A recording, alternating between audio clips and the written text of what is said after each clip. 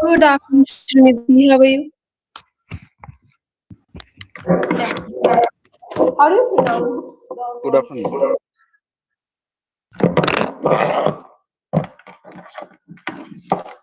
Shivani, how do you pronounce first name of yours?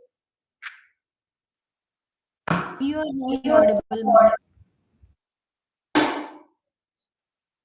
Am I audible now? Yes, ma'am. I'm asking how do you pronounce first name of yours? Pasham Srinidhi. Wow.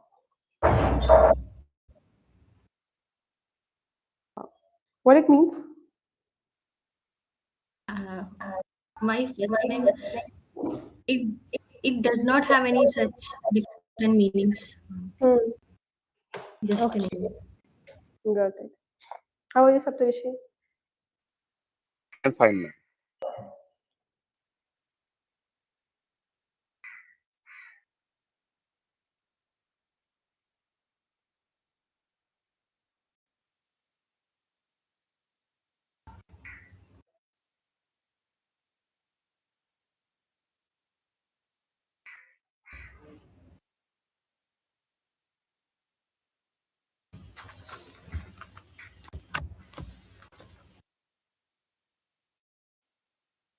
Just a second.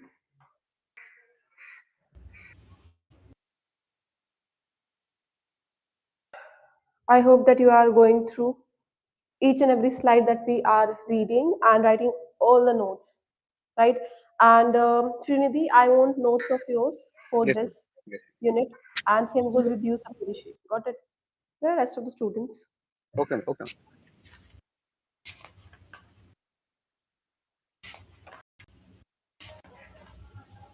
Do you watch today's current affair? Not yet, ma'am. Why? Ma'am, I'm having classes in the morning, so usually I'm watching current affairs at night. Okay. What about you, Saptarishi? Yes, I have not yet seen today's because I have class. I was in the classes. So I shall see it after going home. Okay.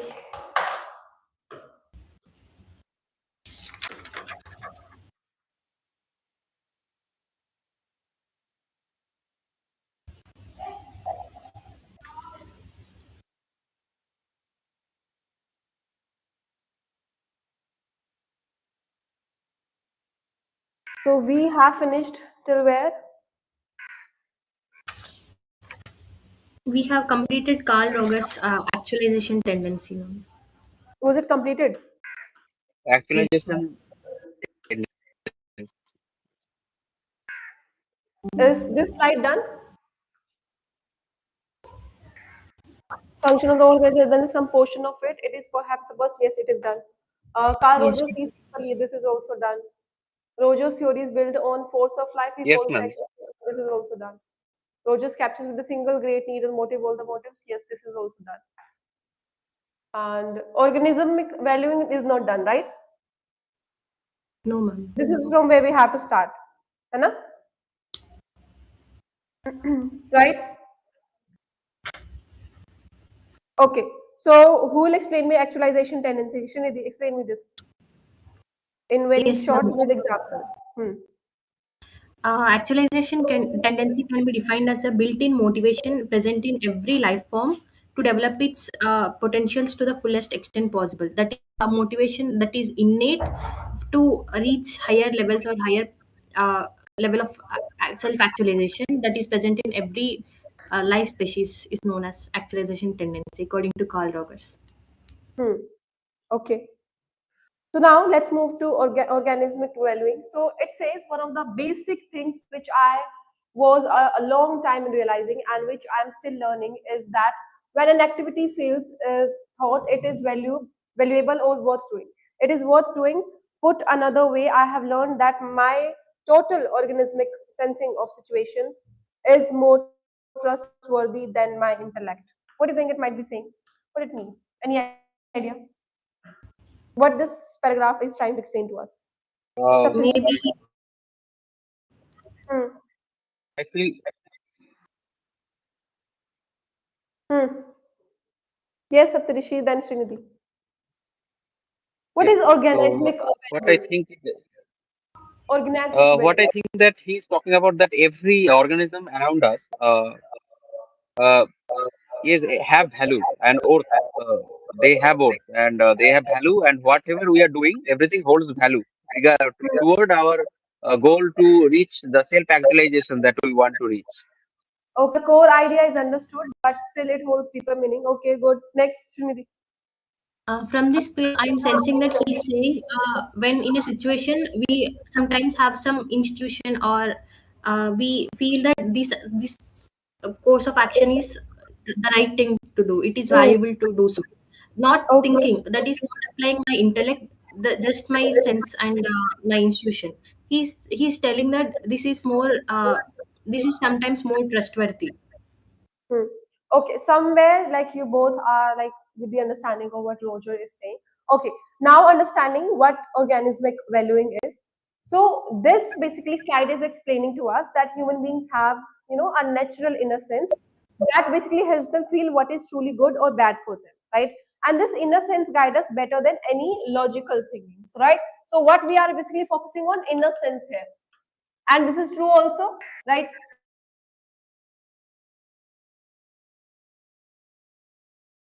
Your inner sense analyze it, right? Conditions it in basically good terms or bad terms, right? So this is what this word is telling to us, or organismic valuing, right? So what exactly Roger is telling to us, that if something feels right deeply, so this means what, it has value in it. So yes, he is talking about value in here, right? Basically, it is telling us that it is not surface pleasure, but a deep sense of rightness, right? For example, let's understand that okay, helping someone feel satisfying even without reward, है ना? And studying philosophy feels meaningful if it gives no money to us, right? There is one student in our classroom, Manas, right? He is understanding, he is reading philosophy even if he doesn't want to give examination, right? But still he is doing it. Why he's doing it? Because it is giving deep sense of rightness. Got it? It is not surfacing pleasure, but it has value in it. Got it? Basically it is not giving anything, but that subject is basically meaningful for Manas. This is why he is reading philosophy. Got it? Understood till here? Yes. Okay, now let's move to another thing, what exactly he's trying to say. So he says that um okay, he says that one of the basic things which I was a long time in realizing and now which I'm still learning is that when an activity feels in thought, it is valuable or worth doing it. I have learned that my total organismic sensing of a situation is more trustworthy than my intellect. Now, when an activity feels as though it is valuable, worth doing, it is worth doing. Now, what it means here, it is basically trying to explain to us that it is trying to explain to us that if something feels right deeply, it has value, right? Now, another line says, I have learned something that my total organism is sensing of a situation. So, total organismic sensing means feelings are there, emotions are there, body reactions are there, intuitions are there, and all lived experiences are there. So, not just the brain, but the whole person is responding to it, right? So, let's understand this with an example. You will feel uncomfortable in a job interview even though the salary is high. So your whole being is giving a signal to you. Understood till here? Got it? What this Yes, ma'am. line is trying to explain to us? Okay. Now, now another line is, okay, wait a second. And which I still learning is that when an activity feels in though it is valuable worth doing, it is worth doing. Okay, yes. So another line is a situation is more trustworthy than my intellect, right? So intellect uses here what? Logic, it uses calculation, it uses social expectations, right? But intellect can be influenced by fear also, and pressure also, by conditioning also, right? For example, let's understand logically, a job looks perfect to you, but inside you are feeling empty, and you are feeling anxious, right? So this is what exactly this line is telling to us. So Roger says that trust the inner feeling of yours, right? So what it is basically focus on? Trust on inner feelings, right? So he is basically trying to explain to us that your inner feelings tells you about a lot of stories. So now from what this is like what this is explaining to us, that a student chooses a subject, right? Parents say that choose engineering. I'm sure that you also have heard it. Right? Once in a lifetime you have heard it. That you should not prepare for UPSC, right? Society says it has money, right? Internet says that this is safe, so choose engineering. But inside the student feels alive only when he is studying philosophy, right? So according to organismic value, philosophy is the right choice for that person. Got it? Now, why is this important in Rogers' theory? Because it is supporting self-directions also. It is supporting authenticity. It is supporting psychological health also, right? But ignoring it will lead to what? It will lead to anxiety. It will lead to alienation. It will lead to inner conflict. Got it till here? Yes, ma'am. Yes, ma'am. So actualization tendency is natural drive to grow, right? Organismic value is what? It is inner guide for right growth. This is the difference between these two terms. Got it? Yes, ma'am. Okay. Who will explain first? Trinidhi. Yes, ma'am. According to Carl Rogers, he says that we have something called as organismic sensing. That he explains it as inner sensation or institution that is present in all of us, which guides us in the right direction. Which says in any situation we feel something. We with our whole being we feel this situation, this action during this situation is worth doing, or this is the right path to go. Even when sometimes our intellect says to do different things, he says that this organismic sensing is more important. It is more trustworthy than the decisions we reach with our intellect. So he says that this institution or this feeling that we are having, it is more right in guiding the right path for us, in showing us the right path. It is more valuable. Okay. Next. So with the basic concept of organismic valuation is basically it basically is a subconscious innate tendency to judge or experience some events as good or bad based on whether they promote our self-satisfaction or mental stability, or let's say instinct, in this case we are trusting on our inner feelings. So basically in this case it is said that uh, an activity is felt worthwhile or is felt valuable when it is worth doing. I mean, when we are feeling that it is is doing good for our self actualization or actually promoting growth in us, then it is worth doing. And if the work activity is not actually promoting any of this, when our instinct is saying it is not good for us, and when we are actually in a inner conflict, dilemma, restlessness, then we must not do the so whatever the situation may be, whatever the value, or let's say whatever value it holds in our society, we can't do that activity because it is going against our inner feelings. So according to Carl Rogers, our uh, inner feeling or sensing, organismic sensing, is more valuable, trustworthy than our intellect or the surroundings around us. Okay, perfect. I hope this slide is understood. Let's move to another slide. So next is Rogers tells us that organismic knows what is good for them. Okay, now according to him, according to Roger, now what it says, that human beings naturally know what is good or bad for their growth if they listen to their what? If they listen to their inner experience, right? So most of the stories is basically coming from their inner experience, right? Whenever their inner self is telling them anything, so most of the time it is correct. So this is what exactly what Roger is telling to us. Now, next what it explains, that basically Rogers, like Maslow, is just interested in describing the healthy person. Now, what healthy person is? So focus here is on healthy person, right? So unlike Freud, who studied what? Freud studied what? Mental illness. Negative aspect of human emotions and all. Hmm. Mental illness. And what Yes, Maslow of course. studied, right? And Rogers and Maslow, Healthy. they studied mentally healthy people.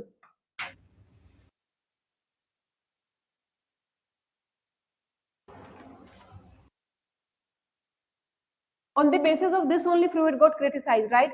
So Rogers called such a healthy person, right?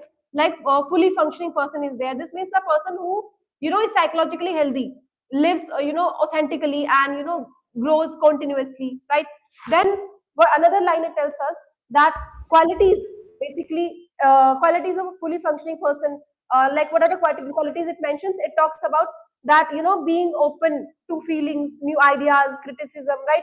So first is openness to experiences, right? That person should be openness to experiences, right? Another thing is experiential livings also, right? That person basically living in the present moment, and that person should not be stuck in the past or be anxious about the future, right? So it is very important that enjoying the learning process, right? And instead of only worrying about the exam result, we should focus on the present also, right?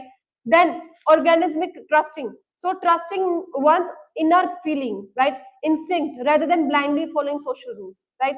So for example, choosing a career that feels meaningful even if society disapproves, right?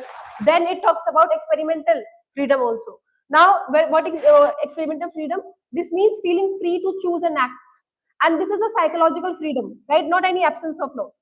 So a person takes responsibility for life decision instead of blaming parents or fate, right? So if you are not getting anything from these classes, if you are not able to understand anything, so you don't have to basically blame the teacher, right? You have to understand that you have responsibilities too, right? So this is what he talks about, that you have to take responsibilities for life decisions. Then it talks about creativity, right? So creativity means what? That basically being flexible, imaginative, and open to new ways of solving problems, right? So all these things are basically mentioned over here. Got all these five? Got it? Yes, ma'am. Explain one by one.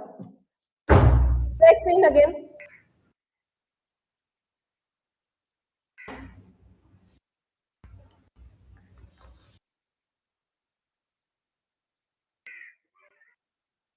Should I explain? Mm-hmm.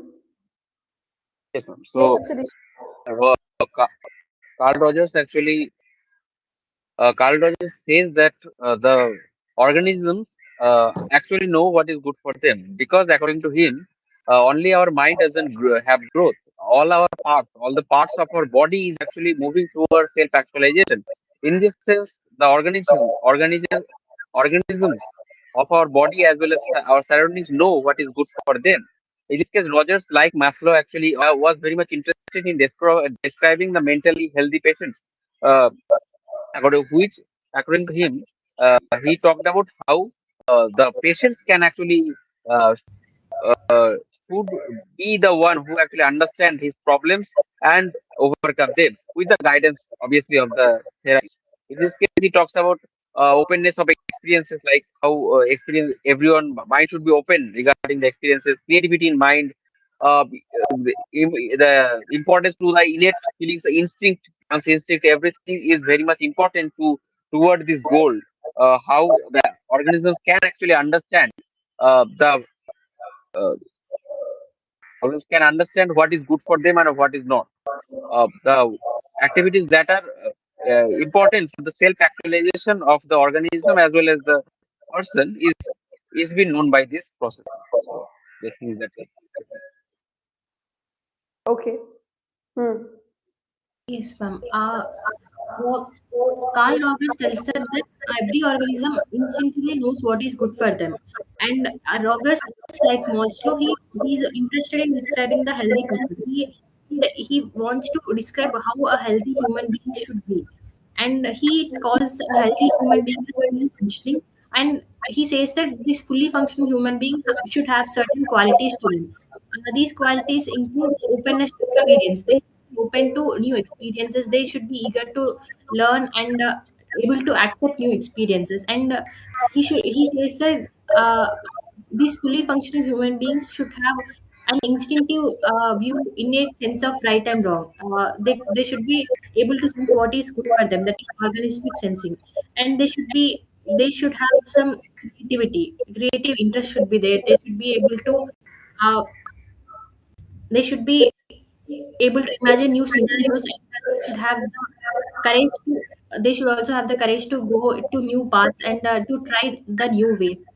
These are all he says these qualities are what makes a human fully functional. These are the qualities of a healthy human being, according to Carl Rogers. Okay, perfect. Now let's move to another thing. I hope this concept is clear to you. Organismic valuing. Yes. ठीक है, इससे पहले tendency वाला is also clear. Actualization tendency. So we have understood actualization tendency. We have understood what humanistic psychology is, right? We have understood Maslow's hierarchy of needs also. Now let's move to another part of this unit, Viktor Frankl. Now let's understand what exactly he says and who he is. So Viktor Frankl was an Austrian psychiatrist and he is founder of logotherapy, right? A very important one, right? Logotherapy. Now, he believed that the primary motivation of human being is the search for meaning rather than pleasure or power, right? So his ideas were deeply shaped by his experience in Nazi concentration camp, right? So he observed there that individuals who had like found meaning in suffering were more likely to survive psychologically, right? So, and this is true also somewhere, right? Now Frankel basically showed that meanings, not comfort, keeps humans alive, right? So if you want, basically, it's like if you want to live, then you have to understand that there should be a meaning in life, right? And this is true also.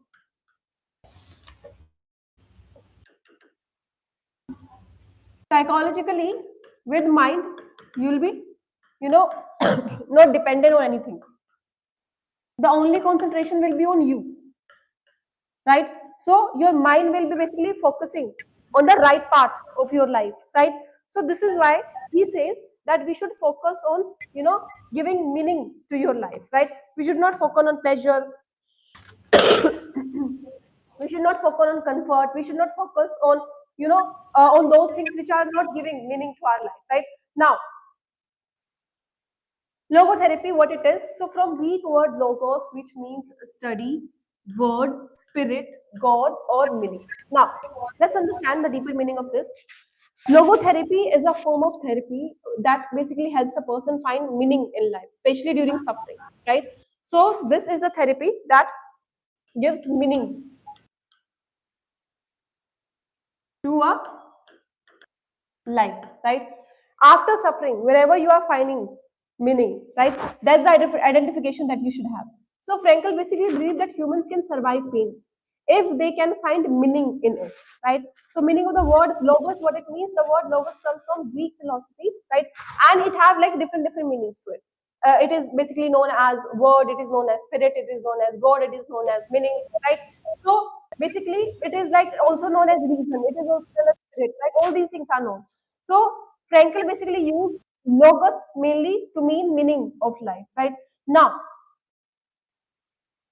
postulates our will to meaning. Now let's understand this, what this word our will to meaning is. So according to Frankel, the basic human motivation is not pleasure or basically not power, but the will to meaning, right? So humans want their life to matter, right? For example, there is a poor student, right? And he is studying hard because education gives him meaning, right? A patient is there who fights illness because of family gives meaning, right? So this is what it talks about. Now, there is a word nous, right? So Frankel also uses the Greek word nous. Now, what this nous is basically noetic dimensions. So this is a Greek word nous, right? What it means mind, it means spirit, right? And it means inner self also.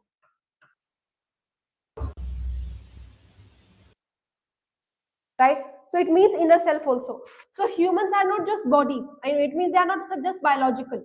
They are not just mind. It means they are not just psychological, right?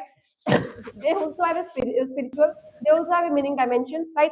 So this is why nous is very important to us, because even when body is suffering, mind is disturbed, the spirit can remain free, right? For example, a prisoner cannot change his situation, but he can choose how he responds to it. Got it? So a person loses everything in life. Without meaning, depression will be there, hopelessness will be there, anxiety will be there, suffering will be there.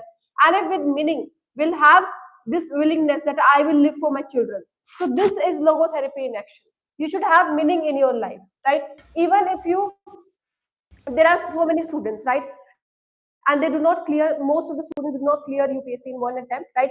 But still, they have this meaning in their life that I want to clear this examination, right?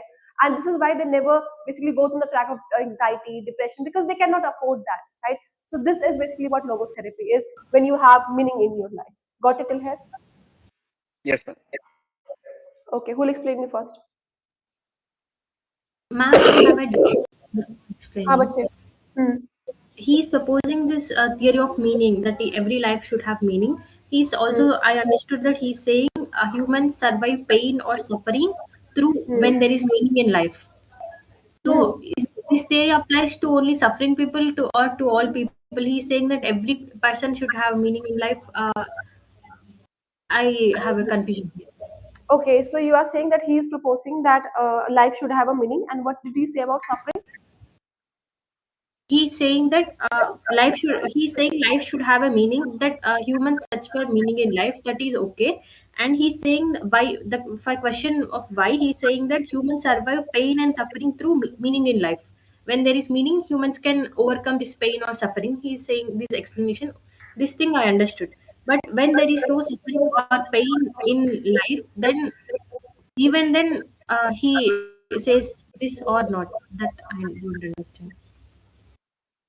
Okay, you are saying, okay, so your question is, he is basically proposing that life should have meaning, right? And he says that we should search meaning, and especially for the people who are suffering. So, Hmm. what if someone is not suffering? Should they also have meaning in their life?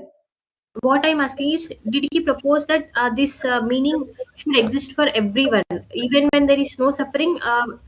Did he propose that people always search for meaning, even when there is no suffering? Okay. Did he say this or not? Hmm.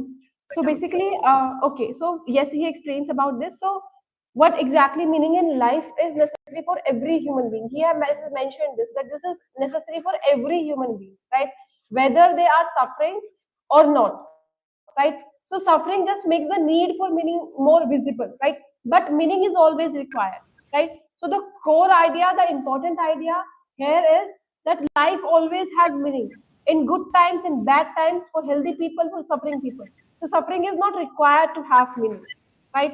Now he talks about suffering so much because suffering forces people to ask that why should I live, right? In pain, basically meaning becomes lifeline. But Franklin clearly says that in life has meaning, in suffering it must have meaning even without suffering, right? And there is a reason also that why he's talking so much about suffering, right? Because he served at such places, right? So basically he explains different ways to find meaning, right? And basically there are like only one way is related to suffering, but then again he explained this, that we all should find meanings to it, right? Got it in here? Yes, ma'am. Okay, should we move to another? Ma'am, I have another doubt हाँ बच्चे. regarding this. Did he say that humans all search for meaning? We should have meaning in life. This here his theory, that is he saying that we should search for meaning, that is important, or is he saying that innately we have a will to meaning, means every human being innately searches for meaning, like as Carl Rogers has said, every human being innately has some organismic valuing, I mean organismic sensing, that we should do this or that, we have some innate guiding. Is he saying that humans are having innate desire for meaning in life, or that we should have, he's my doubt is that he's saying that we should have meaning in life, or that we have meaning in life? Okay, he did not say anywhere that we should like immediately search for meaning. But yes, he explained this, that all humans have a will to meaning, right? And internal motivation that becomes active when meaning is, threatened, or it is absent, or basically it is questions, right?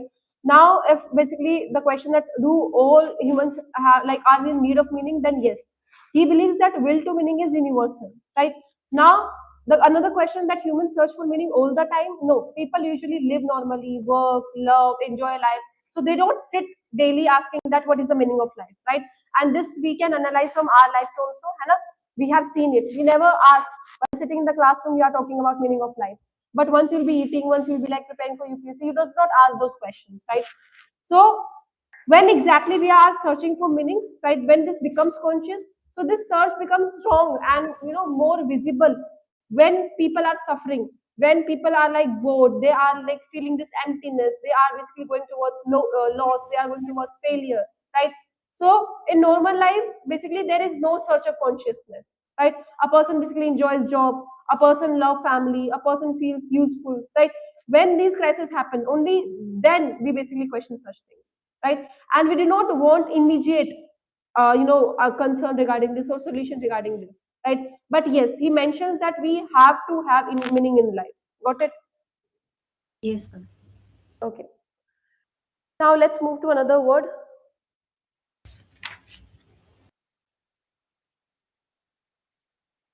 Did you guys repeat? Done repeating this or not? I have not done. Okay, Saptarishi bache. Yes, ma'am. So, Victor Frankl, an Australian psychologist, actually talks. He was the founder of logotherapy, who is the basically theory of how to conduct a therapy and all that. So, according to the mind should always search for the meaning of life, and without meaning of life, the life would actually lose its value. So, in a sense, he talks about uh, logos, or basically study or meaning, which his therapy takes the name from. In this case, it actually talks about the meaning of life, and every human beings or anyone should have a meaning of life. In this case, he used the Greek word nous, which actually basically means inner self, or uh, mind or spirit, these things. So basically, his idea was that every human has uh, a meaning of life. So in whichever situation they are in, if they are in a good situation, they might feel empty, and in this case, they should actually find the meaning of their life. Then comes the when someone is in depression, they also should find the meaning of life in this way. They can actually find the goal, motivation, and the goal of their life. Through that, they can actually work toward self-actualization or fulfilling their potential that they have. So, meaning of life is very much important toward these goals regarding self-actualization and actually reaching one's full potential. Okay. Shall we move to another slide? Is there anything that you want me to repeat? Any word that you didn't understand? Everything clear from this slide? Understood Yes. everything? Yes, please. Okay, bache. Now let's move to another thing. Okay, so in addition, Frankel says that we should pay attention to duty dynamics, wherein tension is necessary for health, at least when it comes to meaning. Okay, very important. Okay, now new dynamics means, it is means inner, sorry. So it means healthy inner tension between who we are now and what we should become. Imagine that you are reading these things which you actually feel every day, especially while preparing for this examination, right? So make sure that you are reading these terms in your paper. Got it, bache? You will not get any video online, you will not get any explanation regarding these, right? So make sure that you are utilizing all these things. Okay. Acha, we are talking about these new dynamics. So this means that the tension, the basically this problem, that who we are now, right, at this moment, and what will become, right? So Frankel believed that some tension is good, right, especially when it comes to meaning of life, right? So these questions should be asked, right, again and again. They should be asked, they should be analyzed properly, right? Now we should pay attention to new dynamics. Now, why he's saying to that? He says that we should, not try to remove all tension from life, right? Life without any tension can become empty, and basically it will become meaningless, right? Empty and meaningless. It will keep asking these questions also, right? Only then we'll move towards solution, right? Only then we'll move towards betterment, right? So this is why he talks about that we should not basically forget, we should not remove all these tension, right? It's okay to have tension sometime. Now tension is necessary for health. Mental health does not mean that no problem should be there, no challenges should be there, total comfort should be there, but it means that having goals, right, responsibility and purposes, right? For example, a student preparing for UPSC, right, he will feel tension, right? This tension is healthy. Why? Because it is giving direction to you, right? If you are preparing for an examination, you are basically, analyzing your subjects, that in which subject you are having problem, and which subject you should like study more, right? So this tension will help you to analyze it.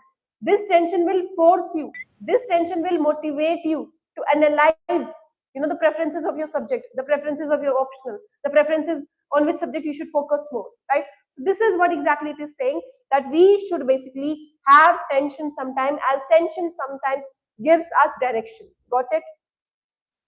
Yes, ma'am. Now, at least when it comes to meaning. Now, what it means? Basically, Frankel is talking about meaning related tension, not stress or anxiety, right? So, yes, he is not talking about any negative tension. He is not talking about any unhealthy tension, right? He is basically talking about those tension which can help us to realize and give meaningful, right? Meaningful life, right?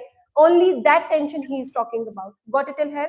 Now, we Yes, understood ma'am. what is meaningless pressure. It means that basically purposeful challenge should be there. Cause anxiety, it gives direction. Drains energy, it gives motivates actions. Got it till here? Now, let's understand with example, a person who has money, basically comfort and no goal, he feels bored and empty, right? Another person is there who has responsibilities, who has like struggles to help family, works for goal. So that person will feel tired but meaningful, right? So Frankel says that second person is psychological healthier. Got it? Now, let's understand that why too much comfort is dangerous to us. So Frankel basically warned us that modern society removes tension, gives pleasure and comfort, but it creates existential vacuum, right? And this is true also. Looking at the scenarios, looking at the situation that we are going through, right? We are covered with gadgets, right? Every single day we are like building something which can, give us comfort, which can manage our life, right? We are like, we forgot what basically practice is, what basically, basically how we should do hard work, right? All these concepts are somewhere lost, right? So this is why basically people feel empty, right? Even without suffering.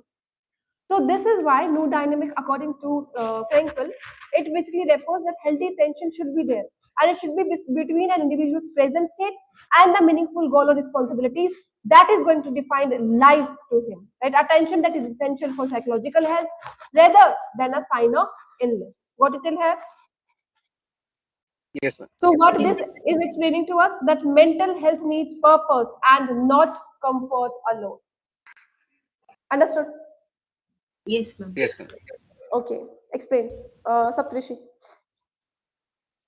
Yes, ma'am. So Practical actually says that we should actually pay attention to the new dynamics in this case, which basically means that some positive tensions should be removed, as this actually makes life empty. If it is removed, then the life becomes empty and meaningless. In this case, these positive tensions actually give a direction, our life directions, and it actually uh, helps us lead meaningful life. Though we know that in modern society, the modern society, the state, it tries to actually remove the tensions of everyone else. In this case, the people actually starts to becoming emotionless, as well as their life loses its charm or spark. And in this case, life is filled with comfort and pleasure, but the mind is very much empty, or we lose the motivation of our life. There is no expectation and all that. It just moves in a single pattern. Life becomes like that. Life becomes monotonous or stagnant. So to avoid this situation, uh, Frankel actually says that we should actually pay attention to our two dynamics. That is some positive tensions, and this is very much required to have some motivation in life. Okay, perfect. How much do you Yes. agree with his statement of this? Do you agree with it, or you are like opposed of it? Yes, ma'am, I think so. We need some tensions in life because without that, the life might become meaningless. Though sometimes it might uh, the situation might get reversed. So sometimes the more struggles may lead to a situation where a situation where the mind becomes empty or meaningless because when someone gets so much struggle in their life that the emotions starts to get diluted. This can also happen, but yes, I agree with Frankel in some way. If our life becomes so much, life is full of comfort and pleasure, we might actually lose the purpose of life or motivation, and our mind can become empty and meaningless. I Okay, also good. I also agree that we should have some tension in our life because it gives us some purpose, and when that purpose is achieved, we also get that sense of accomplishment, which is good for our mental health.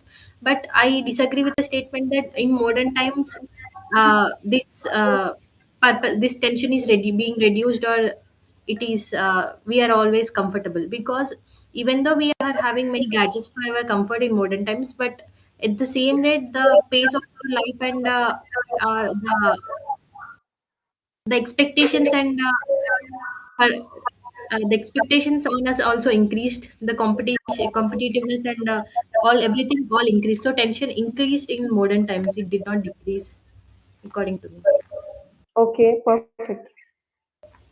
Okay. Uh, what Hmm, I feel that modern hmm. times actually the tension that is actually increasing, that is negative tension, which was not said by Frankel. Actually, the tension that we Exactly. feel, the stress, the Hmm, problems that are basically like negative tension, which actually causing problem for us. hmm. In case of positive tension, we can see not everyone, but some people actually feels meaning their life starts become meaningless, because we can see people that are lacking empathy or compassion very much. They are actually lacking that. And civic sense is also getting diluted. In this sense, the people are not actually thinking through their emotions. They are not thinking through their morality or ethics, which is actually a great problem in modern time. Though I agree that modern society doesn't totally remove tension, because there are so much tension in there, so much conflicts are going on, chaos is there, so tension is there. But the type of tension is a little bit negative, in negative side. The tensions that all we are experiencing now. That's very true. Okay, looking at the scenarios that we are going through, right? The tension that basically Franklin basically tells us the positive and negative tension, right? So in today's scenario, in today's society, we are moving towards negative tension, the pressure that we are getting, the competition that we are building, right? It's nothing to be positive about, right? Competition we are having, it's more materialistic now, right? This tension has nothing to do with the positiveness, nothing to do with the about mental health, right? So yes, Frankel's division of negative and positive, you know, division of like this stress, this tells us that where we stand today, and we stand in between, or between the line of this negative and positive, right? Okay. Anything else that you want to say, Srinidhi? No, ma'am. Okay. Now let's move to another slide of today's. Okay. So Frankel believed that the entire generation of doctors and scientists were being indoctrinated into what could only lead to a certain cynicism into the study of human existence. He said that the neurocitizations of humanity requires a rehumanizations of psychotherapy. Okay. Now, what exactly it is trying to say, that what Frankel is basically criticizing here. So doctors and scientists were being indoctrinated. So it means, Frankel felt that modern psychology was training doctors in a narrow way, right?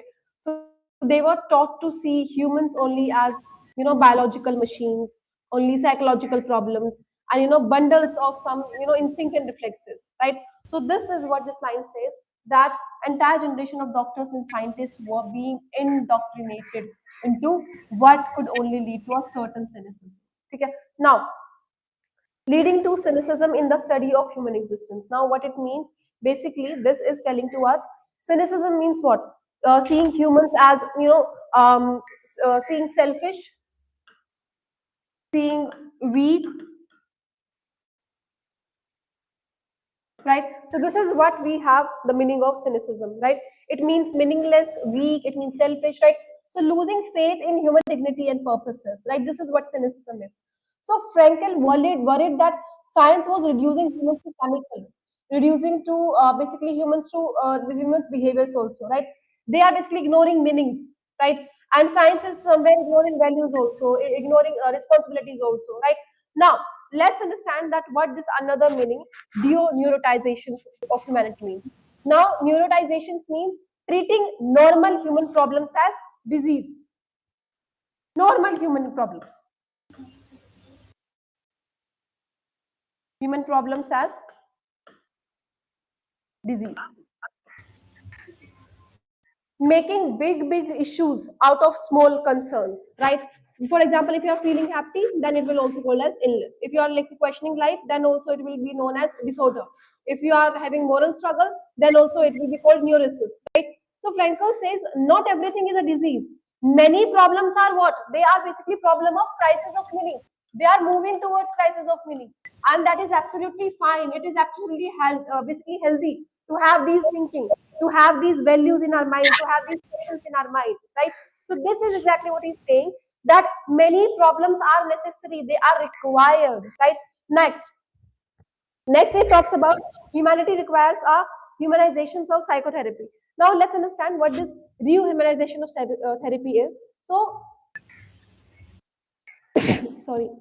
So Frankel wanted therapy to treat people as a person and not as cases.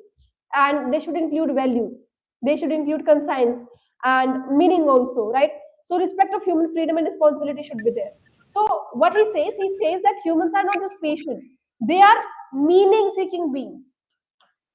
Meaning-seeking beings who wants to focus on basically their development. They want to find the meaning in their life. Understood till here? Yes, ma'am. Let's understand that a person is there and a person feel bored and empty, right? So what will be the traditional approach? The traditional approach will be they'll diagnose depression to that person. They'll give medicine to that person. But Frankel says that ask what is missing in your life. Help find purpose or responsibility to that person. That person will automatically will be fine, right? Now this is very important in today's life, because Frankel predicted modern problems also, like burnout is there, depression is there, this depression being despite being like in comfort, right? Addiction is there, loss of direction is there. So these are not always medical problems but existential problems that he talks about. Got it till here? Yes, Yes, ma'am. ma'am. So Frankel wanted what? He wanted therapy to heal meaning and not just symptoms, right? So this was the definition of logotherapy according to Frankel. Got it till here? Who will explain first? Quickly. Should I? Quickly. Yes, please, bache. Yes, ma'am. Yes. So Franklin actually believed that the our modern doctors and scientists are very much taught in a such a way that they start treating humans as a biological machines. According to they don't actually emphasize on the emotions or the mental side of the people. So in this case, they treat humans as weak, selfish, and meaningless creatures in the study of human existence. This is the approach that we can see in modern time also, that our science actually just the modern science sometimes actually doesn't emphasize on the traditional values or the emotional aspect of people. They just see the technicality or the mechanical mechanism of our working of our body as well as the mind. This is the way how science, the medical science or engineering actually looks toward humans. Which was, according to Frankel, was not the right approach. In this case, he said that need the neurotization of humanity is required for actually the the overall development of human mind. In this case, according to him, humans are a meaning-seeking beings. Humans are meaning-seeking beings, and humans want to actually move toward their goals or self-actualization. So, to actually understand the humans, he said that uh, the therapists should not actually treat normal human problems as diseases. So according to him, these are just crises of meaning. When persons actually lose the meaning of life, they develop some normal human problems which can't be actually described as diseases. So therapists should actually ask the person what is missing in their life, and if the person actually understand what he is missing, he can work toward it and actually overcome these problems. Uh, so in this case, therapy should not only heal the symptoms, therapy should also heal the reason as well. So this was the basic concept of Frankl that was said by him. Okay, perfect. Um, Viktor Frankl believed that the method of teaching doctors and scientists and the method of studying is somewhat wrong because in the current system of teaching and in what doctors and scientists are studying, they treat patients as a case. For example, when they come across a case, they are only seeing what symptoms does the patient have and which these symptoms are matching which disease. They are searching for the disease in the problems that are being described by the patient. They are not searching for, they are not showing empathy, and they are not searching for the meaning and problems of their life. They are not listening to their experience. They are only searching for what disease is this, what symptoms are there, and they are trying to uh, treat it. They are just seeing it as a disease of as a disease and trying to treat it, just trying to treat it, not, they're not searching for the meaning and the source of this disease, and not trying to cure it just by understanding their patients. He said that this way of treating and this way of study creates a certain cynicism in the study of human existence. And he also said that the deneurotization of humanity requires a rehumanization of psychology. He's saying that neurotization means that when searching for seeing you seeing human problems as diseases. There are some problems may be normal human problems. For example, if someone is questioning why my life is meaningless, or they're feeling empty, this can be searched from. This can be treated by understanding the patient and not by treating it as depression and giving medicines. Without medication, also by introducing some meaning, some sort of giving task or introducing meaning into the person's life, they can make that person feel full again by using empathy and compassion. But because this human element is not there in doctors, and they are not being taught to try using this compassion and humanity in psychotherapy, this is causing neurotization of humanity. That's it, ma'am. Okay, perfect. Understood till here everything? Yes, ma'am. Got it, Yes, Saptarishi? ma'am. Yes, ma'am. Now, let's move to another slide. Conscience. So one of Frankel's major concept, he sees conscience as a sort of unconscious that Freud and others emphasize. So core of our being and the source of our personal integrity. Okay. Now, what this tells us, okay, so let's understand first of all that what conscience is. So conscience is in our like moral, inner moral guide, that basically telling us that what is right or what is meaningful for us in like particular situation. So basically it is not just about rules, it is about like personal, responsibility and personal meaning. Okay, so here he is focusing on what? He is focusing now on responsibility and meaning.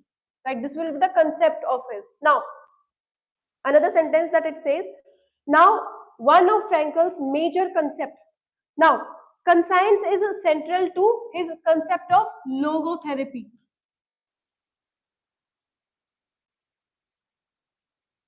Right, so this is a major concept of his, right? So without conscience, humans cannot choose meaning, they cannot act responsibility, and they cannot like live authentically, right? So this is why we have to understand that this conscience is very much important in logotherapy. Got it till here? Now, another line that it talks about, he sees conscience as a sort of unconscious, as a sort of unconscious. Now, what it is trying to explain to us, that Frankel agrees, right, with Freud. That what did Freud says? Freud says that much of human life works what? It works unconsciously, right? It works unconsciously, right? But he adds something new to this. What did he say? He says this unconscious is not, instinctual, but moral and spiritual it is, right? It is moral and spiritual. Now, there are different forms of unconscious that Freud and other emphasizes. Now, other who are basically other here. So we understood that unconscious is basically instinct desires, right?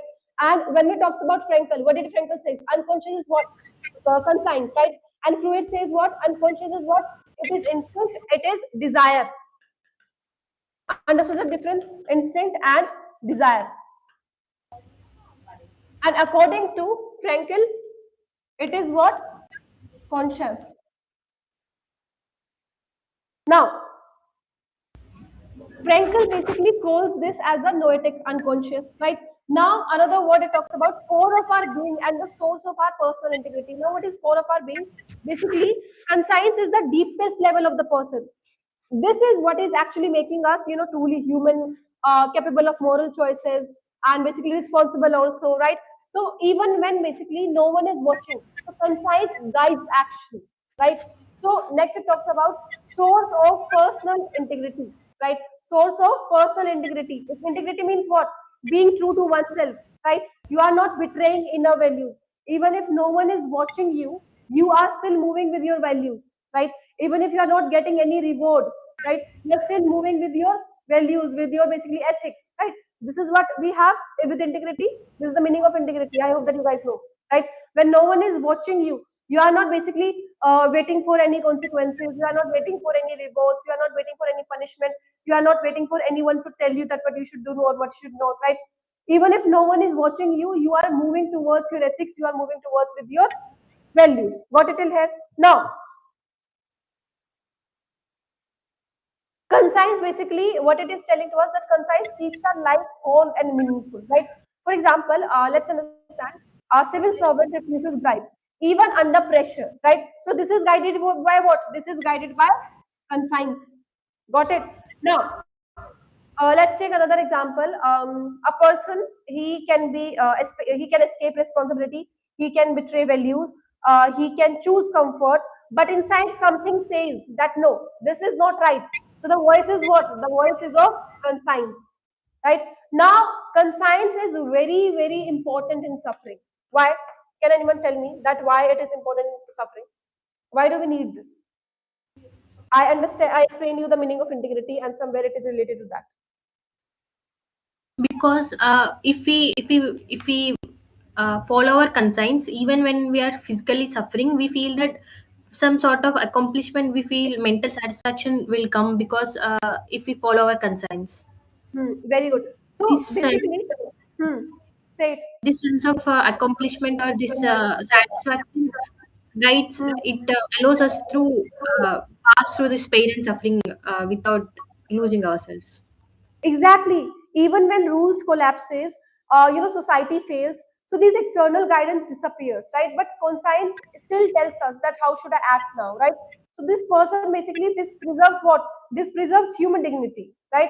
So this is why conscience is important to us. Got it till here? Yes, ma'am. Anything that you want me to repeat? Ma'am, I have a doubt here. Hmm. Frankel says that, what does Frankel say about conscience? Is it learned, or is it innate?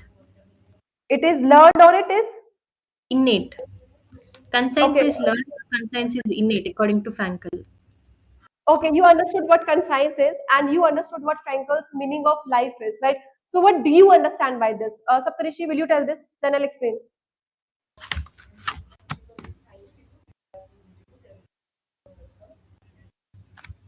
Saptarishi, can you hear? Saptarishi, is he here? I think he's stuck. Means net is his internet problem. Yes, his net is low. Okay. So, according to Frankel, conscience is innate and it is not learned, but it develops and becomes clearer through life experiences, right? This explanation that Frankel gives. So, innate means what? That conscience is part of our like noetic. It is spiritual dimension, right? We are born with the capacity for conscience, right? So, it is not created by society. It is not created by education. It is not created by religion, right? Now, why it is not learned like rules? Because concise is not equal to social rules. Concise is not equal to fear of punishment, and conscience is not equal to conditioning, right? So he clearly rejected the idea that consciences are a product of culture, a result of upbringing, right? then let's understand that why then people are suffering, why basically they differ morally, right? So conscience works situationally, right? Each person must learn and respond to it. Some people ignore conscience, some people, distort it, some people follow it, right? So according to him, these are basically, it is not something that we are born with it. This is something that we learn. Now, a child who has never been taught ethics, right? He feels guilty after hurting someone. He feels inner discomfort after lying, right? So Frankel would say that this shows that innate conscience is not basically, this is an innate conscience and not training. Got it here? So this word is basically there. If you remember, this noetic conscience, I explained to you, right? So this noetic conscience is, this is where we are understanding that where conscience actually lives in us. Got it? So Frankel is saying that conscience is innate to some Uh, extent. okay, so yes, he is basically telling us that conscience is innate. Yes, this is not something learned. Got it? Yes, ma'am. Should I explain again with another example? No, ma'am. I understood. I understood what Frankel is saying. But, ma'am, do you? What is your opinion on this? Do you think that conscience is innate or is it learned?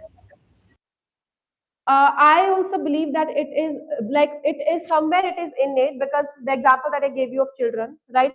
But yes, it becomes more clearer, it becomes more special with the experience and with the time, right? That we all know. But somewhere I also agree that it is innate. What do you think about it? I don't believe that it is innate, ma'am. In the same Why? example you gave, in the same example you gave of children, somewhere I read there are pocket thieves. There used to be many pocket thieves in London, somewhere. Those children, they are stealing food or they are stealing some petty cash or all these. They don't know. If no one teaches that stealing is wrong, if no one says that Hmm. uh, somebody is being hurt or they don't know anything, they just see it as a game. You steal an apple, you get some food. You steal a kerchief, you get some food. This is just a part of the game for them, so they don't know whether it is right or wrong. So the concept of right or wrong does not exist for them. So conscience does not come into the picture here. So I believe that it is somewhat learned. Okay, I believe that this is innate, because I have seen, and I think we all have seen that how basically people feel guilty even like without any training, right? And like I gave you example of small children, like they feel bad after hurting someone, and even before learning rules, they sense that no, this is wrong, right? So somewhere this is suggesting us that something inside is there, right? This is not only teaching. This is not just teaching. And But another thing is that conscience works even when like no one is watching. Like I gave you explanation also of integrity, right? It's yes, like no yes, punishment is. Say. conscience works when no one is watching, because after we have learned conscience, that is But in the example. how you are teaching that to a student, a 2-year-old kid who doesn't know the meaning of it, how you are teaching it? Yes, ma'am, you are saying in the example of a 2-year-old child. In the Uh, 2-year-old child, you are not explicitly saying that this is bad, but you are expressing in some sort of way. You are in symbols and in punishment, not but, direct punishment. those are experiences. Those are experiences, and what I'm saying is somewhere it is innate. But yes, experiences matters here. They plays more and big role here, right? I do not believe conscience comes as a finished product. Now You teach. experiences. Yes, ma'am. You teach a child through good experiences and bad experiences what is good and Huh, what is wrong. He has a huh, concept of good and wrong, right and wrong. So he develops a conscience. But exactly. in a case of a child who does not know to differentiate between right and wrong, who does not know what is right and what is wrong, then how can that child develop a conscience? Are there any kids who doesn't know between right and wrong? If nobody teaches them, then they don't know what is right and wrong. Then Have you seen any kid who doesn't know between right and wrong? Have you seen any kid? not in my life, ma'am. No. Right, right. So I do agree with whatever you are saying, but somewhere looking at the examples that we actually go through and looking at the scenes that we go through, especially with the kids, and I also think that like experience here matters a lot, because it's the experience basically which are shaping our conscience. Basically, they confuse it, right? Suppress it, or basically strengthen it also, right? like corrupt system can silence conscience, right? A value based upbringing can strengthen it, right? So seed is innate, and I think growth depends on life. This is the like the thing that I believe. Yes, ma'am. Okay, understood till here? Yes, ma'am. Did you explain it? No, ma'am, not explained. Explain it. Explain it. Conscience is one of Frankel's major concepts. He believes that conscience is uh,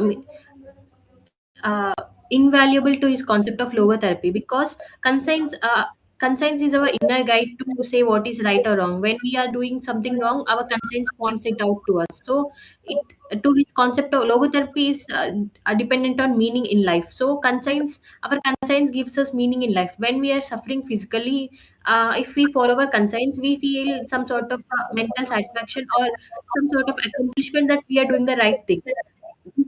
This adds to his concept of meaning in life, this logotherapy. And Okay. he sees Hmm. conscience as sort of unconscious fluid and others influence. Emphasize that much of human actions are unconscious. These unconscious actions are based on desires and instincts. He also agrees that much of Frankel also agrees that much of human actions are unconscious, but he says that the conscience guides these unconscious actions, not just instinct. So not these unconscious actions are not just physical and not just desires and instincts, but also guided by conscience that is spiritual.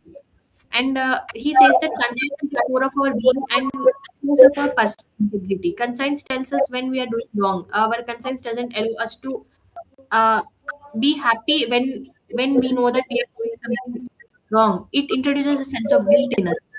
So this leads to our personal integrity. Okay, perfect. Okay.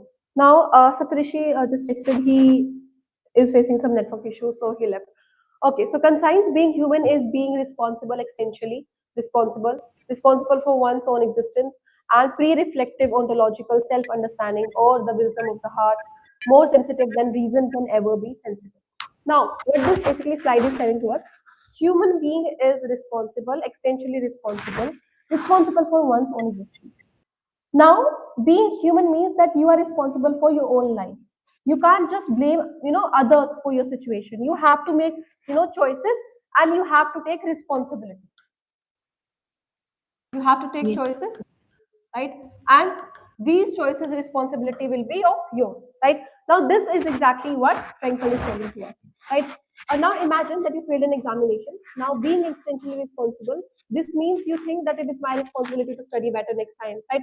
Instead of saying that the teacher made me exam too hard, or maybe teacher didn't explain us properly, or she didn't take me seriously, right? So instead of saying all these things, what basically this line is telling to us, that we should focus ourselves, we should take responsibilities of our action, right? Now next line, pre-reflective ontological self-understanding or the wisdom of the heart. Now this means you have a kind of understanding inside you that comes naturally, right, without thinking too much. It's like your heart knows that like what is right or what is wrong even before your brain starts analyzing it, right? So it's like being sensitive to life and situation more than pure logic, right? For example, you see someone drop their wallet. Now even before thinking, you feel that I should return it, and that's your consent, right? Your heart already know what is right and what is wrong, right? And I think you'll agree also with this. Whenever we are doing something, right, if we are cheating in examination, if we are like hurting someone, if we are saying something bad to someone, even if we are angry, if we are other senses are not working, still our conscience know that what is right and what is wrong. Agree with this, right? Yes. Is this 100% true, right? We know what basically we are doing, right? What is right and what is not, right? Now next line, more sensitive than reasons can ever be sensible. Sometimes your feelings or inner sense means conscience, right? They can tell you what is right better than logical thinking. Logical sometimes can be they can be sometimes slow also, and logic sometimes can be complicated also, right? But when it comes to conscience, right, they are very precise, they are accurate sometimes, right? And sometimes they are better than logic, right? They serve us more logical thing than those logic itself, right? So this is what they are telling to us, that logic can be slow sometimes, they can be complicated also, but conscience is fast and sometimes they are direct too.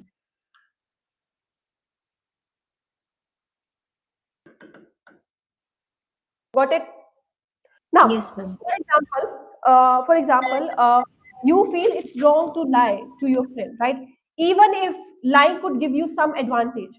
So your conscience is telling you the truth is better, even before your brain starts calculating, right? So here, what this slide is telling to us, that conscience is basically your inner guide, your heart's wisdom that makes you responsible for yourself, and helps you know what's right or wrong even before thinking carefully. Got it till here? Yes, ma'am. Can you explain this? Yes, ma'am. Frankl says that being human is being responsible and existentially responsible. He says that we are responsible for our own actions. We are responsible for our own life. Our actions dictate what our choices and actions dictate what we get in further in our life. So he says that we innately are responsible for what is happening to us, and he says that whatever consequences we are getting, that is the result of our own actions. We are responsible. And he says that pre-reflective ontological self-understanding, he calls conscience as this because it is pre-reflective, that is, we do not reflect on it. Conscience directly tells us what is right or wrong. He also calls conscience as wisdom of the heart. He says that it is more sensitive than reason can ever be sensible. That is, conscience is more sensitive. It is in a situation we innately know what is right and wrong. Immediately we know it. Even before we analyze the situation, even before we see the pros and cons and see apply morality to it, and realize what is right and what is wrong sensibly, uh, before that only conscience tells us what is right and wrong. It is more sensitive than reason. He explains Hmm. this. Very good, very good. Okay, so in the next class we'll be doing psychopathology. So Shridi, till here, are you understanding everything? The concepts are easy. Is it Yes, ma'am. interesting? Mhm. Yes, ma'am. We are like more moving towards psychology than philosophy, but the like concept is so that you can write these keywords. Okay, got it till here? Yes, ma'am. Okay.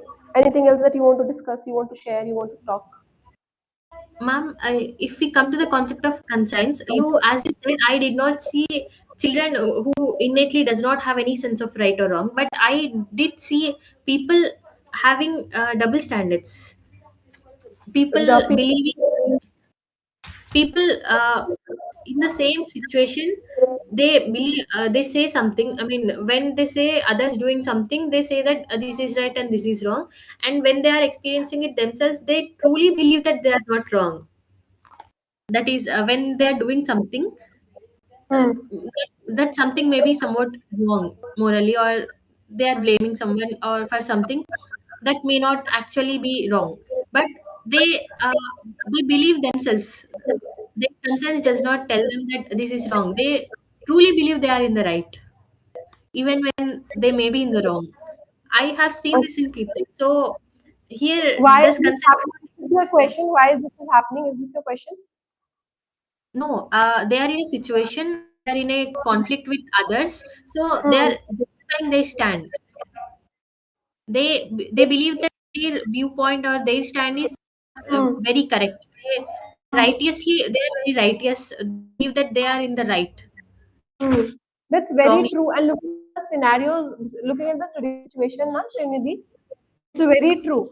Like this, okay, so first of all, like we all know, you and I, we know that concise is personal, right?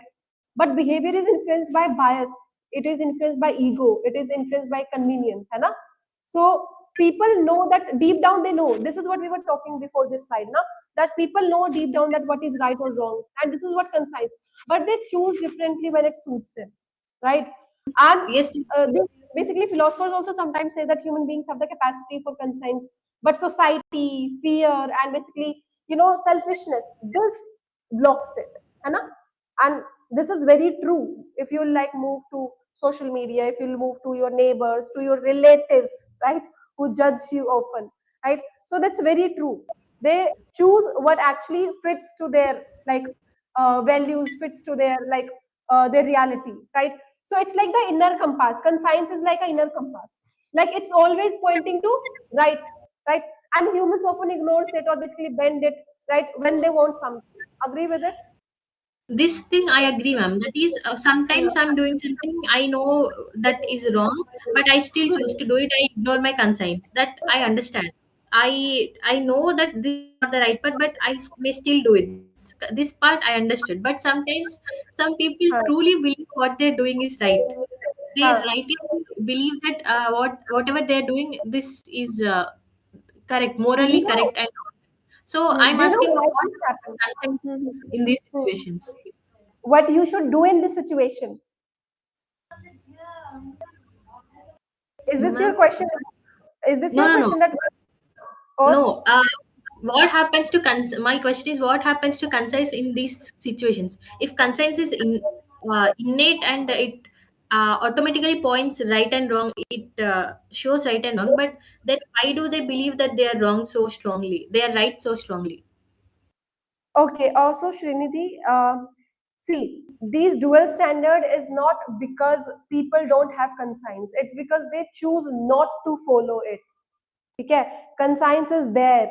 The difference between right and wrong is there, right? It's just their willingness, their freedom is not letting them choose it. Got it? So if you'll basically understand, when basically you're talking about what happens to the conscience, so it doesn't disappear. Your conscience is like compass inside you. It's always there. It's present there, but it gets ignored or maybe it gets silenced according to the situation, right? When someone justifies their wrong actions, that it's okay, let it be, or it's okay this time, let it pass. So they push their conscience aside instead of listening to it, right? Then, It can feel if that is guilty or uncomfortable, right?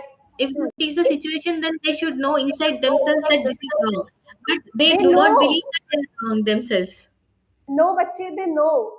You and I, we both know they know, but they will not recognize it. They just keep it aside for a moment. They'll justify it. They will try to make it justify it as much as possible. But still, even after failing in justifying it, they'll still move ahead. They know. Got it? Yes, Conscience ma'am. is never absent. It's present there. We like to keep it silent. Okay. Yes, ma'am. So, acha, okay. There was a news today regarding the two movies, right?